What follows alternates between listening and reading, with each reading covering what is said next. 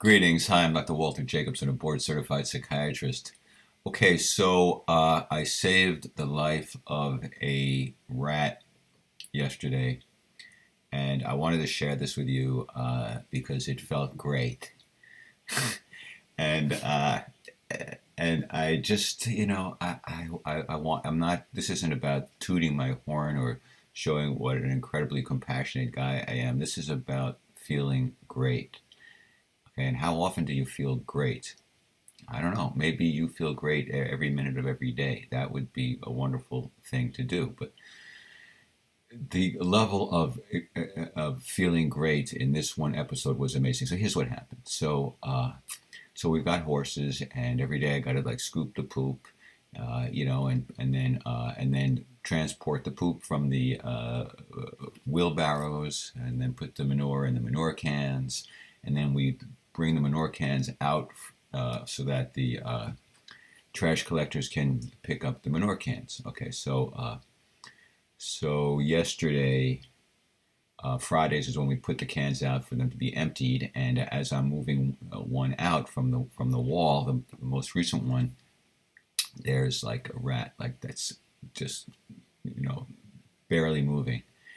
It's just up against this wall, and what it is, it's like it's a long sort of corridor, because we wheel this trash thing. We wheel it to the wall, and then we can dump the manure into the receptacle, and then we wheel it out through this sort of channel, and then we wheel it to the street.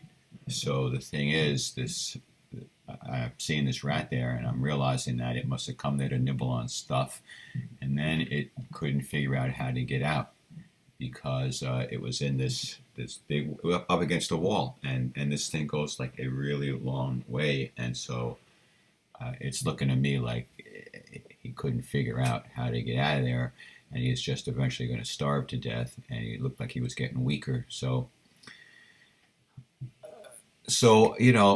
my first thought wasn't much of anything. It was like, okay, he's there, he's not looking too good, but that's kind of his problem. And I just kind of moved the stuff and did my thing. And then I realized, no, this is not good. This little guy is in trouble, and he's scared, and he's dying, and I can do something about it, and that's not right. I need to help this little guy. So I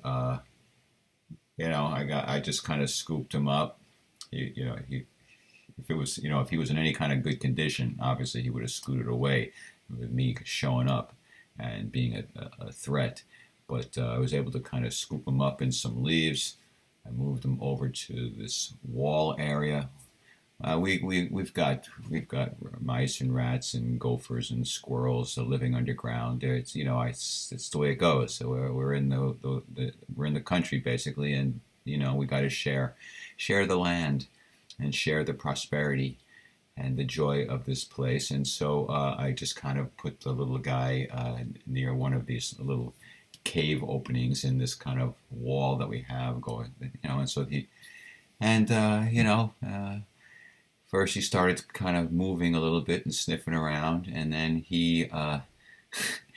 first he went in like a whole area where it was too narrow, he couldn't make it, and then he finally found an area where he could get into sort of the little hill area underground and be with his people. And when he scooted in there, I had such a sense of exhilaration and joy that I had made a difference, and that I'd helped this little creature. It was so great. It was so great. And I want to feel that way a lot.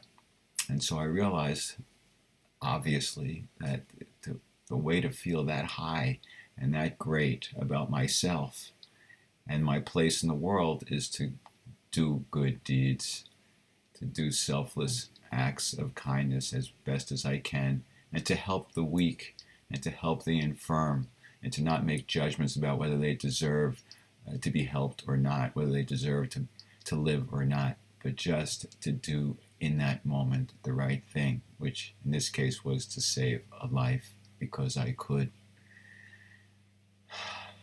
Anyway, make what you will of it. Take care. Peace be with you. See you next time.